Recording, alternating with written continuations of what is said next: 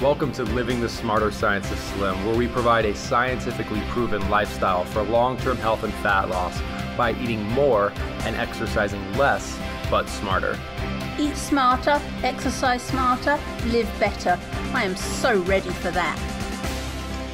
Hey everyone, Jonathan Bailor here with another bonus Smarter Science of Slim podcast. Very, very happy to bring you today's guest, whose name is Adam Kosloff over at Caloriegate.com. The reason I wanted to bring Adam on the show was because he sent me over this black box report he's put together, and it really does an excellent job of taking some of the more esoteric and metaphysical aspects of health and weight that some people in the, let's call it, internet nutrition community like to talk about, and explaining them in incredibly simple terms, but I think most importantly on distilling why it's important to understand that why. So we don't need to geek out and get all metaphysical, but understanding a little bit more deeply about how the body works. Obviously, we know how important that is to talk about the set point, but Adam's really taken an approach at this that I really, really like and wanted to bring him on the show so we could talk about it. So Adam, thank you so much for joining us today. Jonathan, thank you so much for having me on the show. So, Adam, before we get into your black box report, I wanted to hear a little bit about what got you interested in this space in general, because this is not necessarily your day job or something you're formally trained in, correct? Yeah, absolutely. I took a sort of circuitous path to this. I went to Yale. I got a degree in physics. Then I moved out to Los Angeles to work as a screenwriter, and I actually got to write with Mel Brooks and do some stuff like that. But to pay my way, I wrote for the internet. And while I was doing all this stuff, I read Gary Taubes' book, Good Calories, Bad Calories. And I got so enraptured by sort of the concepts in this that I ended up going online and blogging about it and getting deeper and deeper into this crazy internet nutrition world. So that's my circuitous path. Well, it sounds like, Adam, you noticed, or at least this is what I perceive you as noticing, I wanted to have you on the show. You noticed that, so Gary's work, anyone who's read it, I think, has had their minds opened, let's call it, but also bent a little bit, because he says things like these metaphysical concepts, like it's not that you're not getting obese because you're eating too much. You're eating too much because you're getting obese, and unless you are trained in like philosophical thought processes, you're kind of like, what? And I know it's like Yoda, right? Exactly. But what you did with this report, which I believe is freely available on your website, Caloriegate.com, was to, in very fun, you actually use some South Park analogies, which I personally love, distill more the everyday person why this matters and some of the key distinctions that Gary and people like him are getting at. Is that correct? Yeah, that's correct. My job is I like to take complex ideas and distill them down for the masses. I love counterintuitive ideas. Like my bookshelves are like Nassim Taleb and Jim Collins. Like I love these. I love looking at old ideas from new ways. Cool. Well, let's just get straight into it and talk about what the key. I think there's a couple key distinctions you draw in your black box report. And the two I'd love to dig into is just the concept of the black box in general and why that matters, and the mustache analogy, which is one of my favorite ones. And then also you have some really nice Venn diagrams. So let's just take those one at a time. And first, what is the black box? Why does it matter? Okay, that's a great question. And, I'm just kind of still getting used to talking about these concepts, so forgive me in advance if I ramble a little bit. Here's the reality. When growth occurs in the body, whether you're talking about growing, a belly or a mustache or a baby, there's two things that have to happen always. The first thing is that there needs to be a calorie surplus. You need to take in more energy or mass than you burn off. That's the first law of thermodynamics. The second thing is there has to be some mechanism or mechanisms, biochemistry, that takes that mass and turns it into your body's tissues and structures. Now, this stuff is complex, and we can call it the black box. It's all the stuff that takes the hamburger and turns it into your beer belly, or actually I guess it would be beer to turn into beer belly. But it's the stuff that transforms the substrate into you. Now, when we talk about all the other tissues in our body, growth, when we talk about growing a baby or growing a mustache or growing cancer or whatever, we always kind of intuitively know that the biochemistry matters, right? That it's the black box that's really important if we want to figure out why something's growing or why something's growing badly. Does that make sense so far? It does. And let me just quickly summarize. And if there's a diagram you have in your report, which people can get at Caloriegate.com, which I would highly recommend them checking out. It's very, very simple. And I think it really drives home what you just said, which is the traditional way weight regulation is discussed is step one is calories are consumed. Step two is basically nothing, and step 3 is weight is gained or lost. And what you inject into that process is you say, well, there's step 1, then there's a step 2, which is this question mark thing, and then there's step 3, which is not new, but something we need to pay attention to, which is this black box, which is this, let's call it biological intelligence that determines what happens with that caloric surplus, right? Because whether you're growing cancer, whether your hair is growing, or whether you're growing fat, different things happen for those those forms of growth to take place. So just saying that, well, when you take in more calories, it causes fat gain is missing something, because there's all kinds of growth that can happen in the body. Does that capture it? If you think about, and the idea is our focus on calories is misplaced. And if we thought about other kinds of growth in our body, the way we think about fat tissue growth, we'd reach absurd conclusions. Like, if you want to grow a baby, you don't try to overeat, even though overeating must take place if you want to grow a baby. If you have a mustache that is growing too long, you do not eat less and exercise more. You know what I mean? But when we talk about our fat tissue growth, we get it all mixed up. So Adam, let's just pause right there, because I actually think you just captured that. That's it, right? Like that is the key point of. Right. So here's the question for every listener, myself included, because every time I hear it, I get chills, because it's such a profound distinction to make in your mind, and it helps to free you from the eat less, exercise more mentality. Right. Is if your hair is growing too long and you'd like to save some money and get haircuts less frequently, like, for your hair to grow, you must have enough calories to fuel that process. Like, you can imagine that actually creating hair must be biologically expensive. Like, you're taking nothing and you're creating hair. So you're creating new tissue. But if you want your hair to grow slower or not to grow at all, you don't think to yourself, well, I'm just going to stop eating and I'm just going to exercise more. In fact, even if you starve yourself, your hair will still grow. Like, your body's finding a way to get enough calories to trigger that process. So with hair growth or baby growth or cancer growth, we don't say to stop growth, eat less and exercise more. But with fat growth, we do. Why? We do, and it's honestly, it's just this logical error that everyone's making, and it's become this ubiquitous truth. And if you think, and what's interesting about it is, if you think about what would happen if you're pregnant, right? You're pregnant, you're growing a baby, and you don't like this growth, and you decide, I'm going to eat less and exercise more and starve myself to stop this growth. Well, the baby is kind of in business for itself, right? It will still grow inside of you, but you will have less energy. You will be cold. You'll be very hungry. And if you really starve yourself, the baby might not grow as big. But that's not because the baby's healthy. It's because the baby's sick. And if you think about the analogy between the baby growing and the fat tissue growing, I think it's apt, because if you look at people who have real obesity and they try to starve themselves to lose weight, exact same things happen. They get cold, they get tired, they get hungry, and they even lose lean muscle mass and organ mass, because the fat tissue is in business for itself, because there's something wrong with the black box of the fat tissue. And I love that, even taking it further, like the cancer analogy, right? And the preservation, like the baby's in business for itself. So if you have a cancerous tumor growing, and I know this is an example that Gary uses in his work, the treatment for cancer isn't to eat less, although one might think, well, if I don't take in enough energy, that must stop the cancer from growing.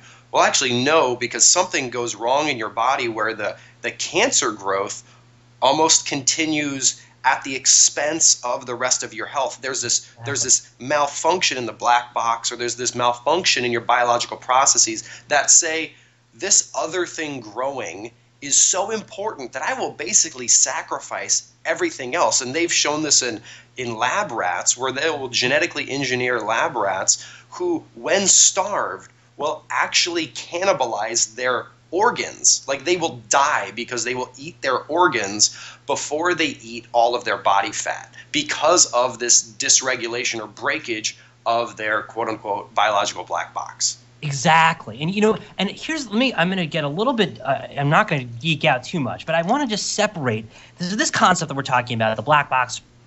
Taubes calls it lipophilia. There are other people who call it the neuroendocrine theory of obesity. This is one concept, and I want to separate that concept from another thing that's often tied to it, which is this idea they call the carbs-insulin hypothesis, which is an idea that, for the most part, our fat is regulated by insulin, and that for the most part, our insulin is controlled by the quality and quantity of the carbs in our diet. Now, that's a separate idea. And if you think about it, I like to think about it as penicillin for the black box. Like, if I'm going to go on a little bit of a tangent here, you can stop me if you want. But think about obesity as like getting a fever, right? If you have a 102-degree fever, that's not healthy. You want it to be 98.6. If you go to fevers usually come bundled together with like a stuffy nose, sore throat, sneezes, and stuff like that. It's an infection, right? If you go to your doctor and you say, "Doctor, I've got this fever," and she only treats the fever but not the other symptoms, and she says, "Hey, go home and take an ice bath, and that's going to fix everything," because the laws of physics demand that you will be cooled down when you go in the ice bath. It might give you, fix the fever a little bit, but it's not going to get at the root problem if you're sick. What you need to get better is you need to fix, the infection, the root cause of the fever.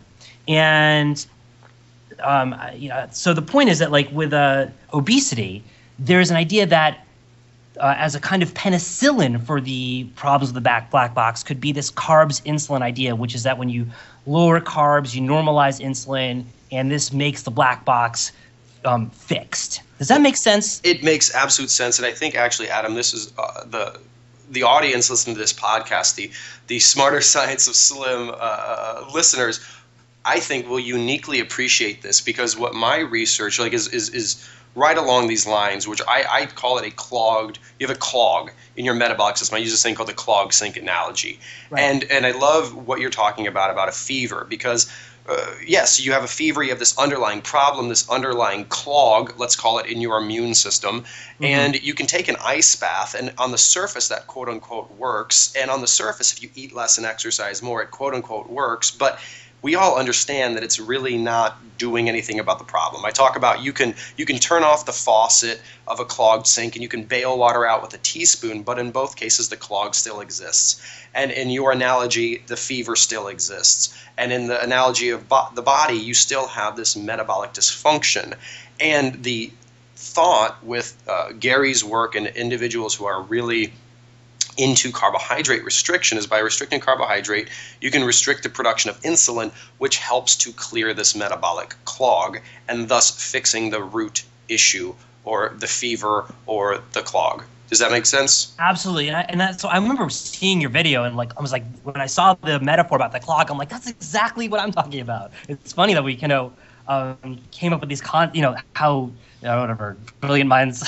Great minds. Well, that's very kind. And the other thing I like about your analogy with the penicillin is a couple things. I think there's more, at least my research suggests there's definitely more going on here, and you capture this in your work than just insulin. For example, refined seed oils and the dysregulation in the brain of weight regulation has now been widely demonstrated. So it's more than insulin is a component, but it's not all of it.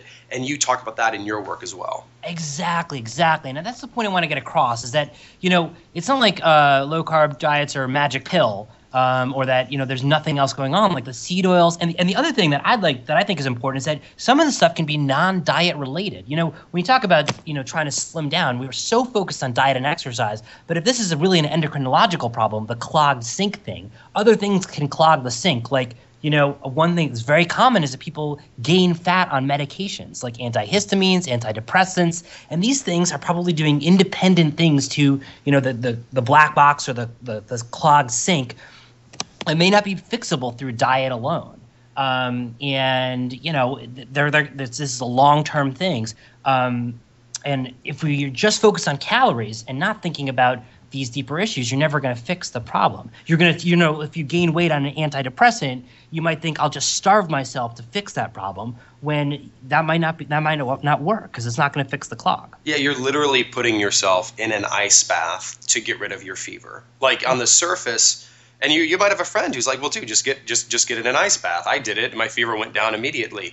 But 2 months later, when they're still sick, and in fact, they're even worse because the fever hasn't been taken care of, then they'll be singing a different story. But it is such – the reason I wanted to have you on the show and go over this stuff, and really, I mean, I think we're saying the same thing over and over again, but we're doing that intentionally because this is such a profound – paradigm shift, because truly all we've ever heard is just eat less and exercise more. And it's not that calorie quantity is irrelevant. Exactly. It's just that it's only one piece of a much more complicated puzzle, and we don't have to have PhDs to understand the complexity there, but we do need to understand really the core distinction, which is there's inputs into the system, and then there's the system itself. Yes. And if you're focusing completely on the quantity of inputs into the system,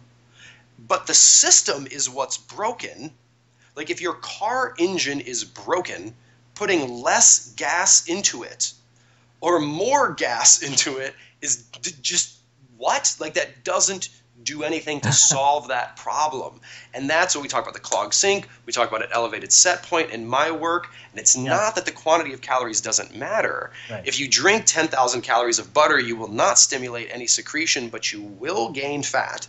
Yeah. But no one does that, so it's somewhat irrelevant. And if you do eat the proper quality of food, the quantity of calories will take care of itself, and those high-quality calories will act almost like penicillin to a fever, in the sense that they will help to clear that metabolic clog and fix the black box. Is that accurate? That's accurate. And one thing I think we're both trying to get at is here, like in some level, this is far more complicated than we've all been taught, but on another level, for the most part, it's a lot simpler.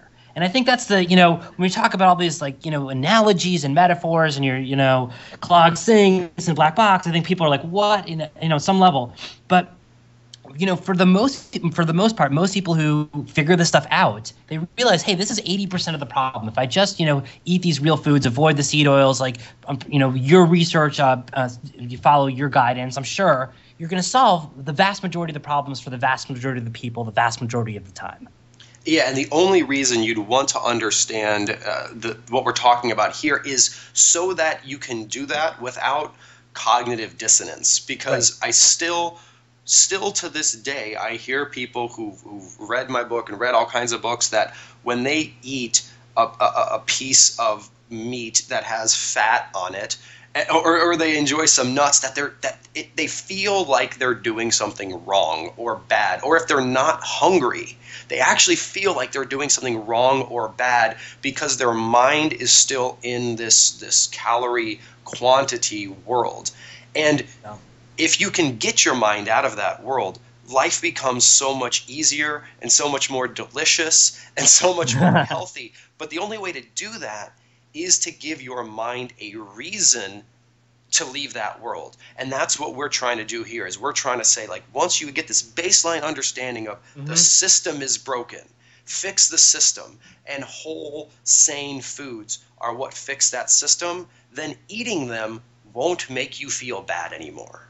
Exactly. And and I think there's other thing about it is, like, even if for whatever reason the sink is clogged and it's not going to be fixed, or it's only going to be fixed a little bit, like, the key takeaway, I think, is that when you're following the logic here, if you're framing the problem correctly as a problem with a black box or a problem with a clogged sink or whatever you want to call it, you get away from this moralistic judgmental idea about obesity, which is that, hey, you don't have self-control. You don't have willpower. It is all about you. And we have this puritanical, belief that gluttony and sloth cause this problem. And that's what I'm personally so frustrating, because I believe this idea for over 30 years, like everybody else. I thought, hey, people who get fat, they eat too much, and it's, their fault.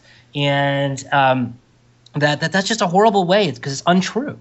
Well, and it's a nefarious, hope I'm using that word correctly. It's a nefarious problem, because there's two things that happen simultaneously sometimes with obesity. And that's if you eat these processed starches and sweets that contain basically sugar, flour, soy, corn, and processed seed oils, they have been engineered such that they make you overconsume them, because they don't satisfy you and they actually stimulate your appetite. So if you start to eat these foods, you will by definition overeat, because consuming a lot of them is the only way to satisfy yourself. So here we see individuals overeating, and they are overeating. However, they're overeating because they're eating foods which require that. So it's not actually that the overeating is causing this to happen. It's that the consumption of these foods triggers overeating, which then results in obesity. So the answer is not just to eat a 100-calorie snack pack. Right. The answer is to not eat those foods that cause overeating. Exactly. And, and the other thing about when you think about overeating is we're not just talking about, day to day. I think we're so focused on my calorie count for the day, or, my carb count for the day, or whatever, that we're missing the bigger picture, which is that obesity is a long-term proposition, and that, you can just go slight damage or slight dysregulation can lead to storage of fat. So, you might say, I'm just going to eat 100 calories of, snack packs of Little Debbie's snack cakes because I like them, and I'll just, starve myself a little bit. Well, that might work day to day, but over a long time, you're going to do stuff to you. You're going to clog your sink. You might not see it all at once, but it's going to happen. And that, Adam, is such a foundational point, because once we understand that there's more than just calories taking place here, things like exercise is the antidote to obesity, like jogging, kind of goes away, because we already understand, for example, that the problem with smoking is that it does damage to your respiratory system itself, and it cannot be undone via exercise, because it's damaging the system. And if these insane packaged and processed foods are damaging the metabolic system itself, aka the sink, aka the black box, then doing more jogging or just eating less of them doesn't do anything to fix that. Like it does to your metabolism what smoking does to your lungs. And if you want to avoid lung cancer, you just can't smoke. Right. And if you want to avoid obesity, it's actually relatively simple. If you avoid these foods, the challenge we face, though, is that we live in a society today with packaged and processed foods, which is a bit like living in America in the 1920s, where everyone smoked everywhere and avoiding secondhand smoke was nearly impossible. Yeah. So that's what we need to work to do. We live in a society which makes it very difficult to avoid these, what I like to call causal agents in this metabolic dysregulation. But truly, once we understand that those are the causal agents, we can focus our efforts on eating so much good stuff that we're too full for that stuff and really solve the problem rather than starving ourselves. And it's simple, but it might not be easy. Exactly. It's simple, but not easy. And, one of the things I love about your program is the idea that it is kind of simple. And if your listeners haven't yet, done your diet or, gone on this kind of seed oil-less, sugarless kind of diet, it's you'd be amazed once you do, because you really do. Your appetite changes, your whole attitude towards food changes. A lot of the psychology changes too. You feel more in control, and I think that's one thing that a lot of people who are struggling with their weight feel, is that they're out of control. That they're doing what they've been told, and it's still not working. And it's I'm sure it's incredibly frustrating. I've never been obese myself. I mean, at most I was like 15 or 20 pounds overweight, but it can be. It's hard. And I think just any, chance to get some control over this and to stop doing things that aren't working, like jogging, is, a step in the right direction.